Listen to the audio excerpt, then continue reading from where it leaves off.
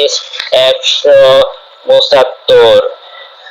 আবু সাঈদ খুদরি রাদিয়াল্লাহু আনহু থেকে বর্ণিত, রাসূলুল্লাহ সাল্লাল্লাহু আলাইহি ওয়াসাল্লাম একদা জনৈক আনসারীকে ডেকে পাঠালেন।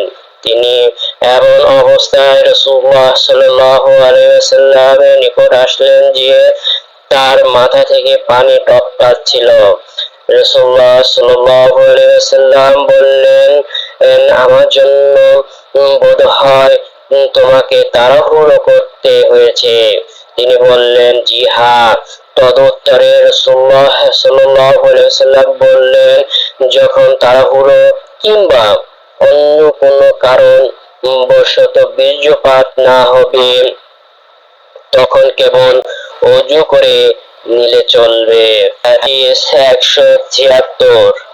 উসামা ইবনে যায়েদ রাদিয়াল্লাহু আনহু থেকে বর্ণিত, তিনি বলেছেন, নবী সাল্লাল্লাহু আলাইহি ওয়াসাল্লাম আরাফাত থেকে প্রত্যাবর্তন করে শুআয়বের গিরিপথ দিকে গিয়ে প্রাকৃতিক প্রয়োজন সমাধা করলেন।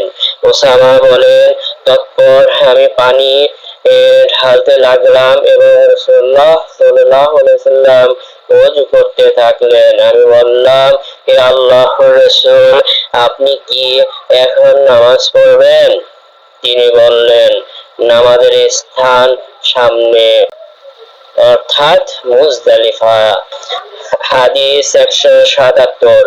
মুগিরা ইবনে শুবা রাদিয়াল্লাহু আনহু থেকে বর্ণিত, তিনি রাসূলুল্লাহ সাল্লাল্লাহু আলাইহি ওয়াসাল্লামের সাথে এক সফরে রওনা করেছিলেন।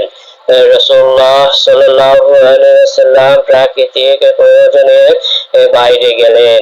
সেখান থেকে ফিরে আসলে মুগিরা পানি ঢালতে লাগলেন এবং তিনি ওযু করতে থাকলেন।